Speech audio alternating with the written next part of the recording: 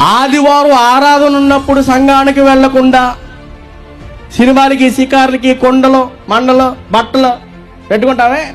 చుట్టాలు వచ్చారని వంగలు చెప్తామే, అక్కడ ఉంటుంది పాపం.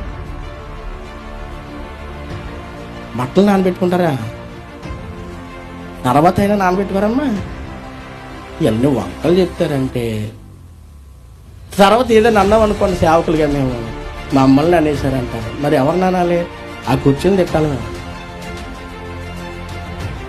మనం వెళ్ళే సమయంలో వెళ్ళాలి. దేవుని సన్నిధికి వెళ్ళకుండా, యుద్ధానికి వెళ్ళకుండా ఆగిపోయాడు కాబట్టి దావీదు జీవితంలోనికి బెత్షెబా ఎంటర్ అయింది.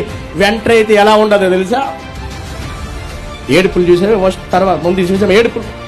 ఒక్కొక్కటి హృదయాన్ని గుచ్చుతూ ఉంటే దావీదు గారికి ఎవరికి చెప్పుకోలేక ప్రతిరోజు ఇంట్లో ఏం చేస్తాడో తెలుసా?